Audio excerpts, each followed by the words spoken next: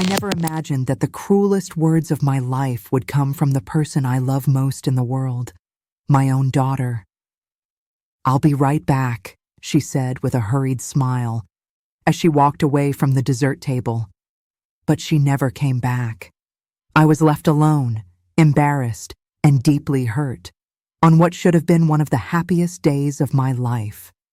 The abandonment was a heavy burden on my heart, a lump in my throat that kept me from breathing. Hello, everyone. My name is Sarah, and today I'm going to share an experience that turned my world upside down. If you've ever felt the pain of betrayal or public humiliation, please subscribe to the channel and leave a like. I'd love to know where you're listening to this story from in the comments. Every word I say is the absolute truth. That day was my niece's wedding, a grand event at the most elegant banquet hall in Richmond, Virginia. Emily, my only daughter, 24 years old, had promised to be my companion, my safe harbor amidst the family hustle and bustle. I had spent hours getting ready, choosing the navy blue silk dress that Emily loved so much, doing my hair and putting on subtle makeup.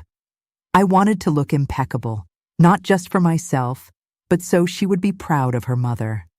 But instead of pride, I received the most painful contempt. When Emily got up from the table, I was talking to my sister, the bride's mother. Emily gave me a quick kiss on the forehead and murmured, "Mom, I'm going to the restroom and I'll be right back. Don't leave here." I nodded, smiling, without imagining that those would be the last words I would hear from her for a long, long time. Minutes turned into an hour into 2. The party continued, people danced, laughed, but my heart was in pieces. I started looking for her, anxiety growing with each step. The restroom, the outdoor area, the parking lot. Nothing. Her phone was off. The humiliation began to burn. Relatives and friends approached, asking, "Where's Emily? Is she not coming?" I made up flimsy excuses, feeling my face flush. "Oh, she had a last-minute emergency, had to leave." But every pitying look, every whisper told me they knew. They knew I had been abandoned.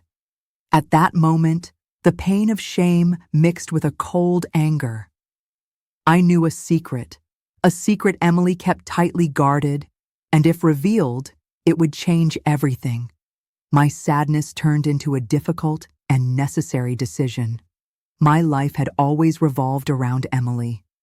From the day her father left us when she was just 5 years old, I became her rock, her provider, her best friend. I worked 2 jobs, in the morning as a secretary at a law firm in downtown Boston, and at night as a waitress at a family diner. Every penny saved, every hour of overtime, was to ensure Emily had everything she needed and more. She never had to worry about anything. I paid for the best private schools, funded ballet, piano, swimming lessons. When she dreamed of studying fashion design in New York, I went into debt to pay for her dream college. "Mom, you're the best," she always said, with those bright eyes that made me forget all my fatigue. I believed our bond was unbreakable, that all my sacrifice would be rewarded with eternal love and gratitude. Emily was always a bit volatile, easily influenced, with a tendency to seek external validation. But I always protected her, always justified her small deviations. "It's her age, Sarah," my sister would say. "She'll grow up." But the truth is, she never fully matured. About a year ago, Emily started dating Mark, an ambitious photographer she met at a mutual friend's graduation party. From the beginning, I didn't like him. Mark had an air of superiority, a calculating look that bothered me. He began to plant seeds of discord, subtly, almost imperceptibly. "Emily, your mom is so protective, isn't she? Doesn't she trust your judgment?" Or, "Your mom treats you like a child. You're already a grown woman." Emily, who was always a bit insecure, began to absorb these ideas. Our Sunday lunches, once sacred, began to be canceled. Our conversations became superficial. She stopped asking me for advice, preferring Mark's opinion. I felt the distance growing, an abyss forming between us, but I refused to believe it. It's normal, I told myself. She's growing up, building her own life. But the truth was that Mark was systematically pushing me away from my daughter, and I, blinded by love and hope, didn't see the imminent danger. That day at the wedding was the culmination of a series of small abandonments, the peak of months of manipulation and estrangement. The wedding night was the longest and most painful of my life. I returned home to my small apartment in Brooklyn, New York, the same one where I raised Emily, and the silence was deafening. Every corner of the apartment seemed to echo her absence, the broken promise, the humiliation I had suffered. I tried calling her over 50 times, but her phone remained off. I sent text messages, one after another, begging for an explanation, for a sign of life. No response. I spent the entire night awake, tossing and turning in bed, tears streaming down my face and soaking the pillow. I replayed every moment, every word, every look. Emily's hurried smile, Mark's coldness, the guest's whispers. The pain was physical, a tightness in my chest that made it hard to breathe. How could the daughter I had raised with so much love and sacrifice do something like this? How could she abandon me that way, without a word, without a goodbye? In the following days, the situation did not improve. Emily remained incommunicado. Mark also didn't answer my calls. The shame kept me from leaving the house. I felt like a failure as a mother, as a woman. People looked at me with pity, and I knew what they were thinking. Poor Sarah, her daughter abandoned her. The loneliness was overwhelming.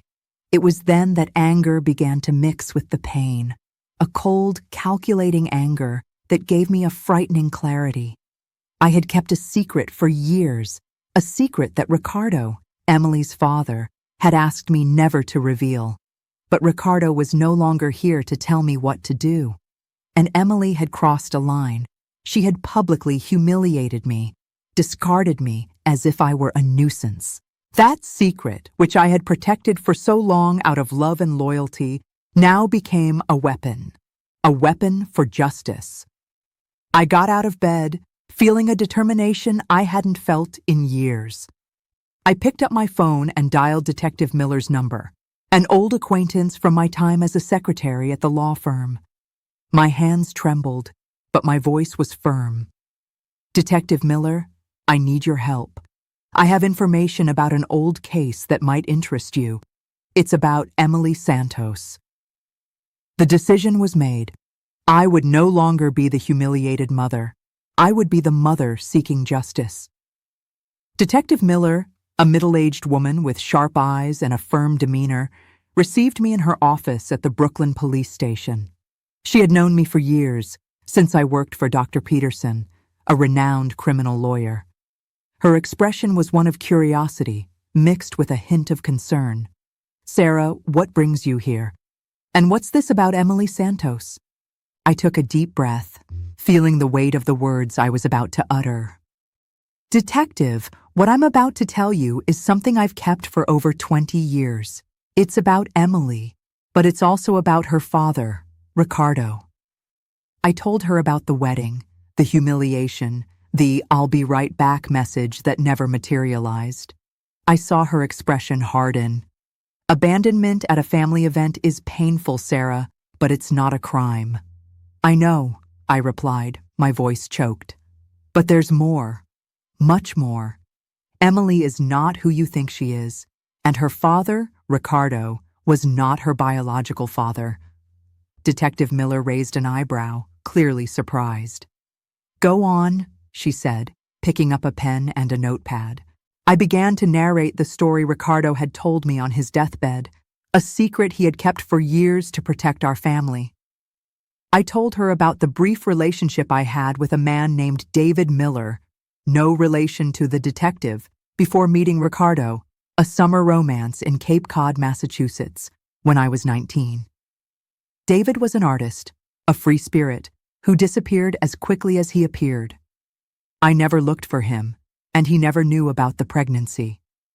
Ricardo, my late husband, always knew that Emily was not biologically his. He had discovered through blood tests and a discreet investigation, but chose to forgive me and love Emily as his own daughter.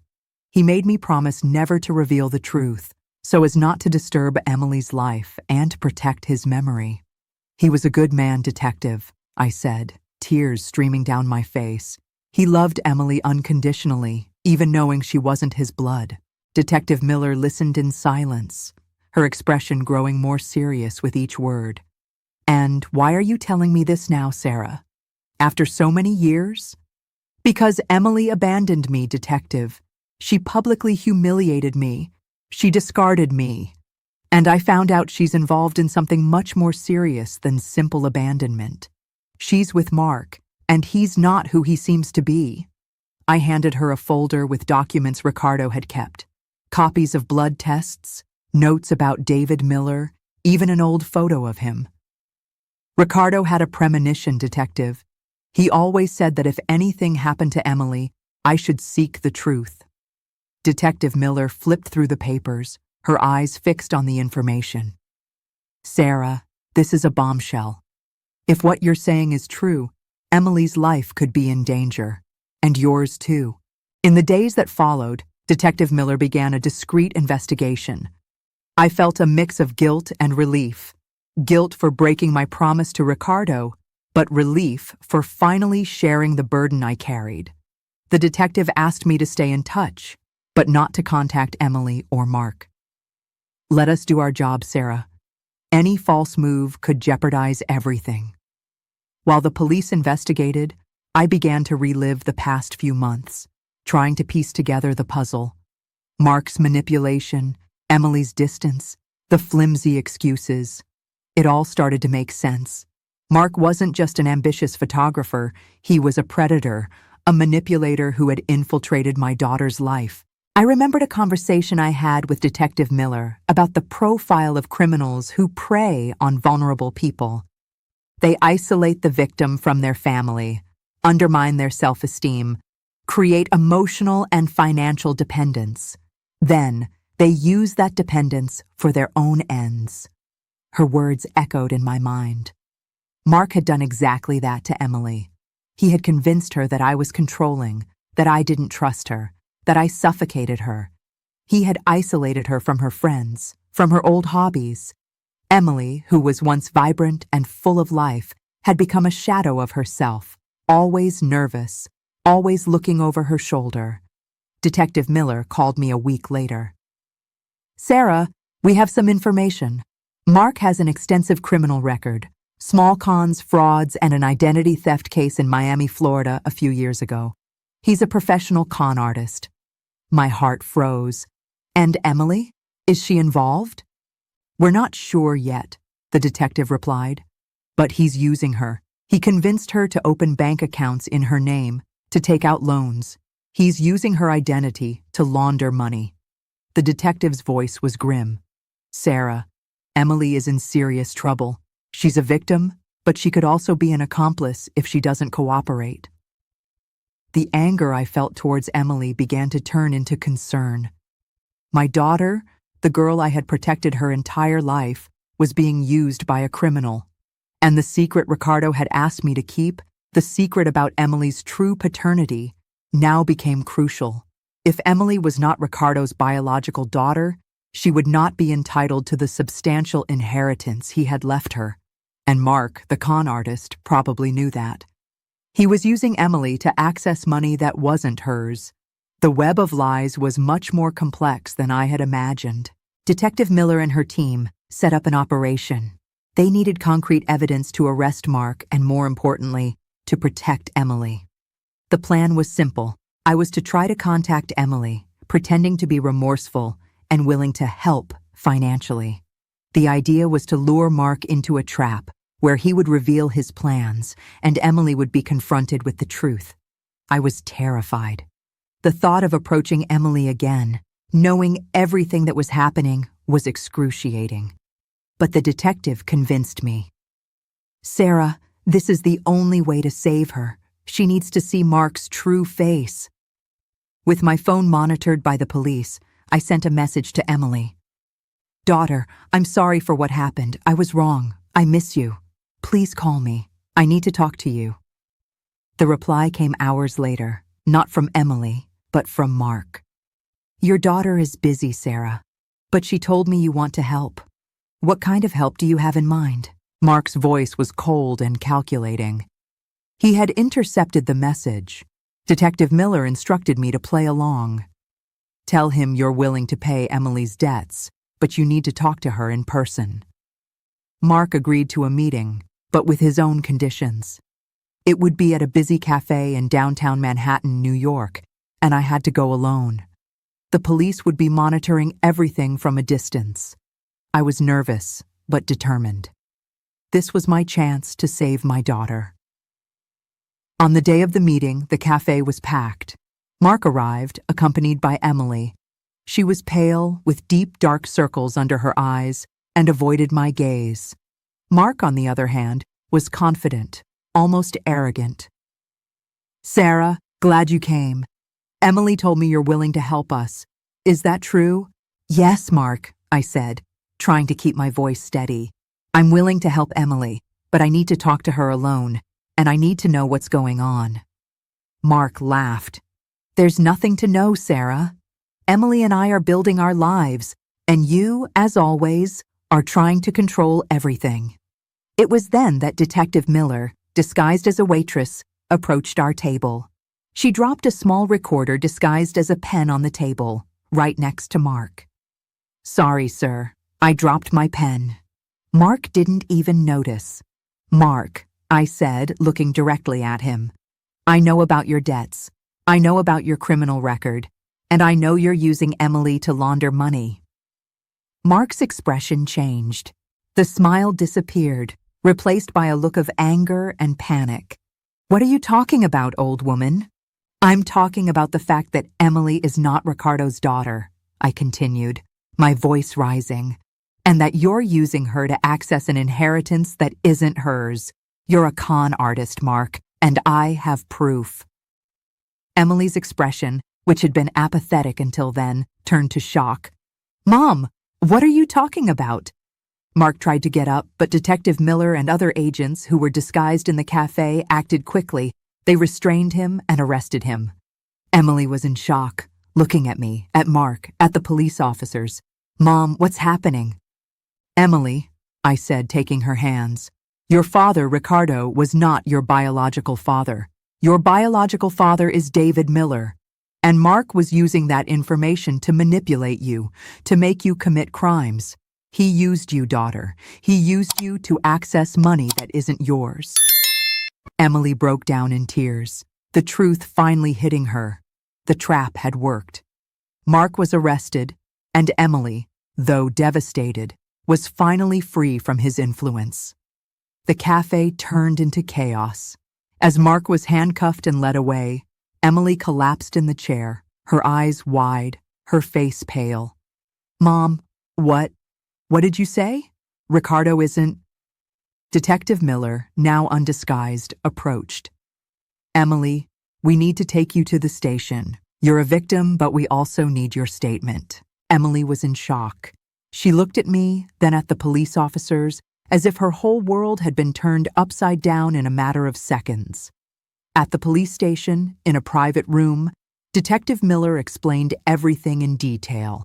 Mark's history, the accounts opened in Emily's name, the loans, the money laundering. And then I, with a choked voice, revealed Ricardo's secret to her, showing the documents that proved David Miller was her biological father. Emily's tears were no longer of anger or shame, but of deep, confused pain. "My whole life was a lie," she whispered, looking at me. "Daddy Ricardo, he knew, and you hid it from me?" Guilt hit me like lightning. "He asked me to keep it a secret, daughter. He loved you more than anything. He didn't want you to feel different." Detective Miller intervened, explaining the complexity of the situation. "Emily, your father Ricardo loved you unconditionally. He chose to be your father, and your mother kept this secret to protect you. Mark, on the other hand, used the truth about your paternity to manipulate you, to alienate you from your mother, and use you in his schemes. Emily spent hours at the police station, answering questions, reliving every conversation with Mark, every lie he had planted. She was devastated, but, for the first time in a long time, there was clarity in her eyes. The fog of Mark's manipulation was dissipating. She realized she had been a pawn in a much larger game, and that the person she had abandoned at the altar was the only one trying to save her. That night, Emily didn't want to go home. She came to my apartment in Brooklyn. The silence between us was heavy, but different. It wasn't the silence of anger, but of exhaustion and grief. She threw herself on the couch, and I sat beside her, not knowing what to say. "Mom," she said, her voice hoarse, "I'm so sorry for everything, for abandoning you, for believing him, for treating you so badly." The tears finally came, and I hugged her tightly, feeling the weight of months of pain dissipate. "I forgive you, daughter. I always forgave you." The days that followed were a whirlwind of emotions and legal proceedings. Mark was formally charged with fraud, identity theft, and money laundering. Detective Miller ensured that Emily was treated as a victim, not an accomplice. Emily's testimony, though painful, was crucial for Mark's conviction. He was sentenced to several years in prison, and justice, in a way, was served. For Emily, the healing process was long and difficult. She needed therapy to deal with Mark's manipulation and betrayal, and to process the truth about her paternity. I supported her every step of the way, accompanying her to therapy sessions, listening to her pain and fears. Slowly, the Emily I knew began to re-emerge, the intelligent, creative, and affectionate girl. One day, Emily approached me. "Mom, I want to meet David Miller, my biological father."